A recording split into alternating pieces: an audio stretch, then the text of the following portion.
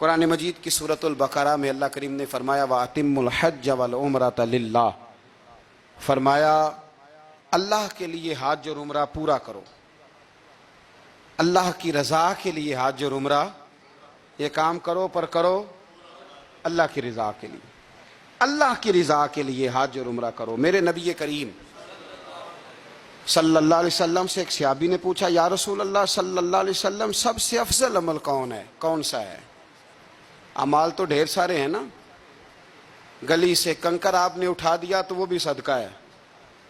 یا رسول اللہ صلی اللہ تعالی علیہ وسلم افضل عمل کون سا ہے؟ نبی پاک نے فرمایا اللہ اور اس کے رسول پر ایمان لانا۔ عرض کی حضور اس کے بعد؟ فرمایا اللہ کی راہ میں جہاد کرنا۔ کہا یا رسول اللہ اگر میں تیسری بات پوچھوں کہ اس کے بعد؟ تو حضور نے فرمایا پھر بیت اللہ کا حج کرنا۔ ایک ترتیب بیان کی، ایمان کے بعد افضل ترین عمل جہاد ہے، اللہ کے راستے میں جہاد کرنا، اور اس کے بعد پھر حضور نے جس عمل کو افضل ترین قرار دیا وہ حج بیت اللہ ہے، وہ اللہ کے گھر کی زیارت کرنا ہے، وہ حج کی سعادت حاصل کرنا ہے۔ حج ایک عظیم نعمت ہے، ایک عظیم نعمت۔ میرے رسول کریم علیہ السلام نے کچھ مثالیں ایسی بیان فرمائی ہیں جو اگر ہم سمجھ جائیں نا، اگر ہم سمجھ جائیں ان لفظوں کو، چونکہ ہم حدیثیں سنتے رہتے ہیں تو وہ خاص گہرائی اور گہرائی جو اس پر بات پر غور کی ہونی چاہیے وہ کئی دفعہ نہیں ہوتی، تو اس کے جو حسین مطالب ہوتے ہیں اور اس روایت کے جو خوبصورت تراجم ہوتے ہیں وہ پھر ہمارے ذہن میں نہیں آتے۔ ایک پہلے دن کا بچہ ہوتا ہے، بالکل پہلے دن کا، آج ماں کے پیٹ سے پیدا ہوا، اس کے ذمے کوئی گناہ نہیں ہوتا، اس شخص سے کسی کا کوئی اختلاف نہیں ہوتا، اس شخص نے کسی کا دل نہیں توڑا، اس نے کسی کو ستایا نہیں، اس نے کسی کو پریشان نہیں کیا۔ اب میرے نبی کریم علیہ السلام کا جو مثال دینے کا انداز ہے اور جو سمجھانے کا طریقہ ہے وہ طریقہ دیکھے کتنا انوکھا ہے۔ حضور فرمانے لگے جس بندے نے حج کیا اور نہ اس نے اس میں کوئی فحش بات کی، نہ کوئی گناہ کا کام کیا، اور حج کر کے واپس آ گیا تو یوں سمجھو اس طرح ہو گیا جس طرح آج ماں کے پیٹ سے پیدا ہوا ہے۔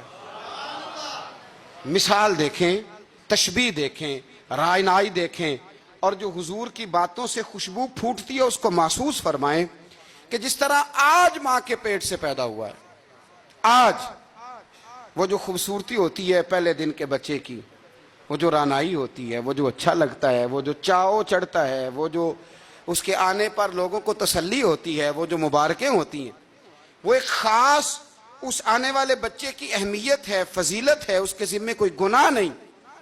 فرمایا جو حج مبرور کر کے آئے، گناہ سے پاک حج کر کے آیا، یوں سمجھے کہ آج ماں کے پیٹ سے پیدا ہوا، اللہ نے اسے اتنا نواز دیا ہے، اتنا۔ ہاں اس کے ذمے اب جو حقوق العباد ہیں وہ اس نے ادا کرنے، اس کے لیے وہ کوشش کرے، اس کے لیے وہ جد و جہد کرے، لیکن وہ سمجھ لے کہ مجھے کوئی اعزاز ملا ہے۔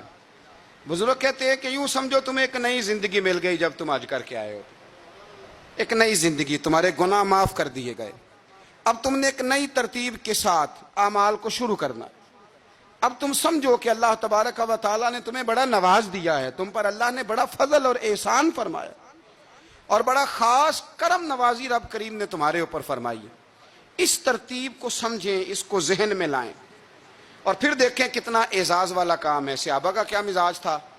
حضرت زازان رضی اللہ تعالیٰ عنہ فرماتے ہیں کہ حضرت عبداللہ ابن عباس کا جب آخری وقت آیا تو انہوں نے اپنی اولاد کو، قبیلے کو، بچوں کو بلایا۔ ہمارے ہاں جب آخری وقت آتا ہے تو کچھ وصیتیں کی جاتی ہیں کہ وہ والا مکان فلاں کا ہے، وہ والی جائیداد فلاں کی ہے، یہ اس کو دے دینا، یہ رکھ لینا، یہ میرا قرضہ۔ یہ بھی اچھی بات ہے، چلو حقداروں کا حق ان تک پہنچ جائے۔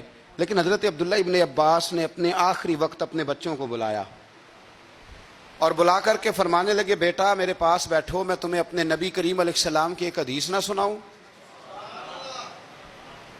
اللہ کرے ہمیں بھی حضور کی حدیثیں سناتے سناتے ہی موت نصیب ہو، آمین تو کہہ دیں یار۔ اللہ تعالیٰ اسی رستے میں نا موت عطا کرے۔ میں اپنی حیاتی تو قربان تھی وہاں محمد محمد پکیندے گزر گئی، محمد محمد پکیندے گزر گئی، عہد نال احمد صدیندے گزر گئی۔ نبی کریم صلی اللہ علیہ وسلم کے غلام کیا کہتے ہیں؟ حضرت عبداللہ ابن عباس حضور کے چچا زاد بھی ہیں، اپنی اولاد سے فرمانے لگے تمہیں حضور کا ایک فرمان سنانا چاہتا ہوں۔ انہوں نے کہا جناب سنائیے، بتائیے۔ تو کہنے لگے کہ نبی کریم علیہ السلام کو میں نے ارشاد فرماتے ہوئے سنا کہ جو شخص مکہ مکرمہ سے پیدل حج کے لیے نکلا، کہاں سے جی؟ لفظوں پہ غور کرنا، یہ نہیں فرمایا گھر سے پیدل چلے، کہاں سے؟ یہ تو ایک اہل مکہ کے لیے فضیلت ہو گئی، اور پھر دوسری بات یہ کہ جو لوگ یہاں سے حج کرنے جاتے ہیں جا کے ٹھہرتے کہاں پہ ہیں؟ مکہ میں ٹھہرنا ہے نا سب سے پہلے۔